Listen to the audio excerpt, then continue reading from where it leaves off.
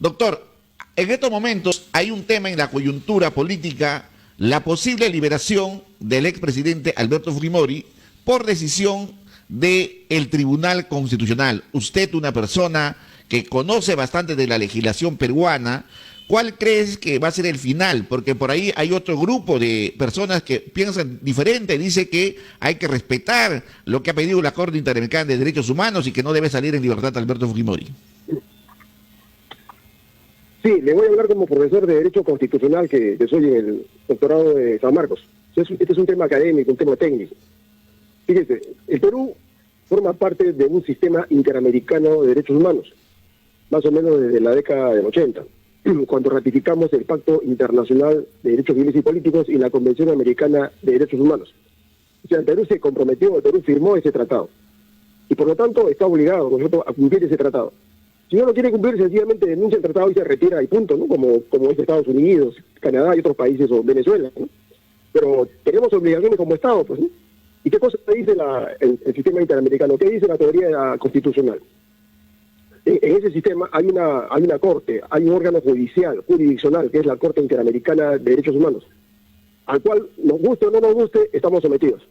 Estamos sometidos al Tribunal Constitucional, que es un disparate. Estos miembros del Tribunal actual Constitucional, que son políticos fujimoristas, esa es la verdad, se han quitado la careta en esta oportunidad, y también el anterior, que es un tribunal, era un tribunal fujimorista, ¿no? En su mayoría, lo que están haciendo es política, están enturbiando, están dando un mal ejemplo a todo el sistema judicial en el Perú. La Corte Interamericana ha fallado en este asunto, ha emitido una resolución sencillamente señalando que esa sentencia de indulto no se puede implementar porque está violando la Convención Americana de Derechos Humanos, que es un tratado, es por decirle a todos los hermanos que están escuchándome, es una superconstitución que está por encima de la Constitución del Perú, de la chilena, de la argentina, de la brasileña. O sea, todos los países que han firmado ese pacto, sus constituciones están por debajo de ese tratado. Por lo tanto, si la Corte ha fallado en ese sentido, todos acá en el Perú están obligados a cumplir esos fallos. Porque así lo señala la propia Constitución fujimontesista, ¿no? Esta carta del año 93, ¿no? En su disposición cuarta, dice textualmente, ¿no? Las normas relativas a los derechos y a las libertades que esta Constitución reconoce, fíjense lo que dice, se interpretan conforme a la Declaración Universal de Derechos Humanos y a los tratados y acuerdos internacionales sobre la materia ratificados por el Perú. Entonces, acá nos está sometiendo, por esta convención, nos están sometiendo a cumplir con los tratados internacionales que Perú ha firmado. Entonces, esto está más claro que el agua, ¿no?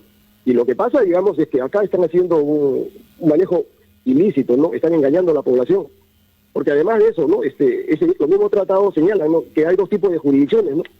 La nacional, que se ve a nivel de los jueces constitucionales, Cortes Superiores, Corte Suprema y Tribunal Constitucional, y habilitan, ¿no?, a cualquier peruano en el artículo 205, cuando se agota la jurisdicción nacional, lo habilita, ¿no?, a ir a la jurisdicción supranacional. ¿Quién Entonces, es la jurisdicción doctor, supranacional? La Corte Interamericana. Doctor, entonces, en la opinión de usted, del doctor Ramón Ramírez Erazo, el Tribunal Constitucional no está interpretando bien la Constitución. El Perú no es un país soberano, porque la Corte Interamericana no puede ordenar lo que se quiere hacer, pero según se conoce, hay muchos países que no acatan a rajatabla lo que la Corte dice. No, este tribunal es un tribunal formado por políticos, por burros, son unos burros, no son juristas. El jurista es un doctor en derecho que cultiva esto, ¿no? Y tampoco, yo en estas cosas no opino, yo lo que hago es un análisis técnico, ¿no?, como lo hacen los juristas, los que son doctores. Doctor significa que conoce la materia, no es un simple abogado. ¿Qué cosa es lo que dice y cuando uno analiza, uno tiene que, no es lo que a mí me parece, lo que yo creo, salgo en la televisión a decir tontería y media, como este presidente Francisco Morales y el resto de gente. Yo he sido magistrado de la Corte, los jueces hablamos por nuestras sentencias y punto. Yo no puedo, fíjese usted, se emiten en el Perú más de 200.000 sentencias al año. ¿Usted cree que los jueces van a salir 200.000 veces en la radio, en la televisión, a opinar sobre sus sentencias? No, la sentencia dice lo que dice y punto. Más de lo que dice ahí no se puede interpretar, sencillamente porque estaría desnaturalizando el sentido de una sentencia. La sentencia, en su parte final, se llama ratio decidendi, ahí señala los extremos, cómo se debe ejecutar una sentencia. Y si el tribunal interpreta, digamos, de que se debe dar libertad a Fujimori, es un simple, que declarado fallando, digamos, en favor de Fujimori, y el tribunal ha debido ordenar, dice, ordeno con un oficio que se dé inmediata libertad a Fujimori. ¿Por qué no lo hace el tribunal? Es una tira de cobardes, porque saben que si hacen eso estarían incluso en una responsabilidad penal, eso se llama prevaricato. Y le mandan, le soplan el expediente a un juez de ICA, para que este juez de ICA se haga el caratini, ¿no? Hay que ver el problema, entonces el juez de ICA va a responder. Está hecha Entonces, para ti. amigos, acá no hay mayor discusión, ¿no es cierto? Las sentencias y las resoluciones de la Corte Interamericana, así no nos guste, ¿no es cierto?, se tienen que cumplir. ¿Y por qué se tienen que cumplir? Porque nosotros hemos recortado nuestra soberanía. Cuando un Estado firma un tratado, está limitando su soberanía voluntariamente.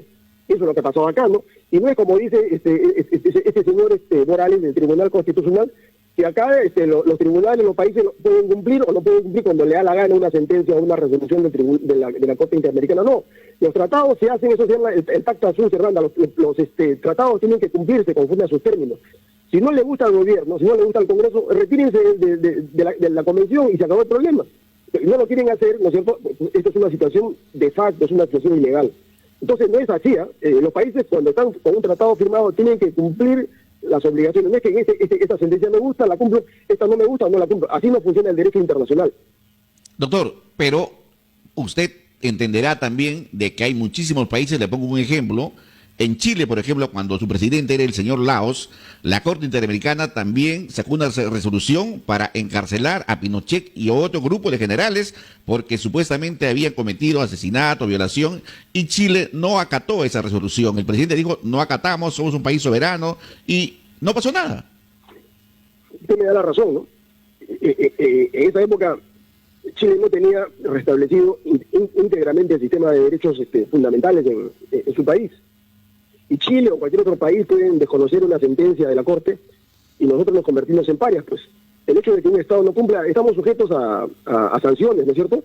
Si el Tribunal Constitucional persiste en esto, ¿no? Y luego, digamos, no quiere cumplir con lo que dice la Corte, la Corte tiene su mecanismo de coerción, de ejecución, multa, advierte, sanciona, informa a la OEA, a los sistemas internacionales. El derecho internacional tiene su mecanismo de coerción, queridos amigos. No es que no me guste y como soy Estado no me da la gana. La única forma en la cual no se puede cumplir una sentencia o una resolución de la Corte es denunciando el tratado, retirándonos de la convención. Ahí sí no se puede hacer nada. Pero mientras estemos dentro del tratado tenemos que cumplir. No, es como sería el siguiente caso, ¿no? La Corte Suprema da un fallo contra un norteamericano, contra un chileno. Bueno, pues si el chileno y el norteamericano van a su corte de su país y la Corte Suprema norteamericana o chilena dice, bueno, este fallo de la Corte Suprema peruana no la debes cumplir, ¿no? Entonces, eso es absurdo, Claro. es anarquía. Doctor. No, tiene que cumplirlo.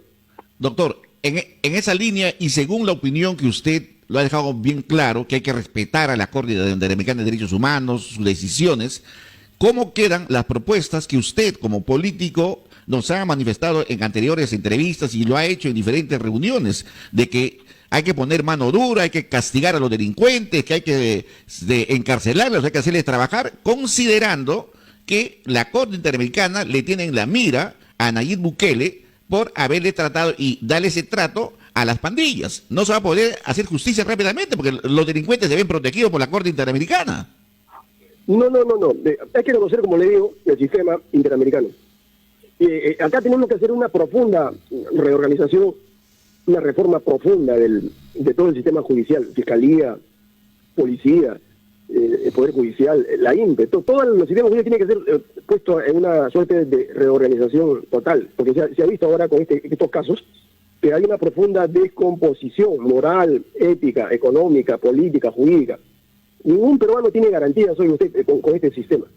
Y justamente los que han introducido este tipo de anarquía son los fujimoristas que, disculpen la palabra, que están jodiendo a los peruanos hace 33 años. Todo el problema que tenemos en el Perú, la recesión, la hiperinflación, estamos en una situación de desastre, han caído las exportaciones, estamos entrando a la estanflación. Todo está creado por esa constitución fujimontesinista del año 93, a la que se suma ahora, ¿no es cierto?, el problema de la corrupción. Esa es una constitución de la corrupción, de la delincuencia. Por eso que estos presidentes, estos 5 presidentes han cometido delitos, porque esta constitución delincuencial es la que permite ese tipo, ¿no es cierto?, de actos. Con la anterior constitución no habrían podido cometer estos hechos. Entonces, lo importante en este caso, ¿no es cierto?, es conocer. Y nosotros vamos a hacer una profunda reforma judicial, ¿no? Eso que no es que van a trabajar los presos. Si no trabaja, sencillamente el Perú aplicará, el Estado aplicará la medida del caso. Nosotros nos guardamos reservas respecto a la convención en ese punto. Los garantistas, los caviares dicen no, que uno no puede obligar a trabajar, a hacer trabajar a un delincuente. Sí lo podemos hacer. Hacemos una reserva que el tratado, o en último caso nos retiramos del tratado y aplicamos las reformas que necesitamos hacer. Extender la pena de muerte en el caso de violación de menores de edad, por ejemplo. Y así cualquier otra reforma. La convención no es un texto sagrado, no es un texto grabado en piedra. La convención sirve al Perú, a los latinoamericanos, en función de que se respeten, se garanticen los derechos fundamentales de la persona. Si no sirve para eso, sencillamente se deja de lado y se buscará otras formas. En Europa funciona de la misma manera. El Tribunal Europeo de Derechos Humanos aplica una Convención Europea de Derechos Humanos. Y si esto fuera un caso, digamos, en España, en Alemania, y eso no sería una vergüenza, ¿no?, lo que está pasando en el Perú, ¿no? Entonces, ¿para qué tú formas parte, ¿no es cierto?, de un organismo internacional si no vas a cumplir con tus obligaciones? O sea, no hay ningún problema con lo de Bukele, el trabajo, las reformas que vamos a hacer, las vamos a hacer. Hacemos una cláusula de reserva, ¿no es cierto?, en ese tratado, o nos retiramos del tratado, no hay ningún problema.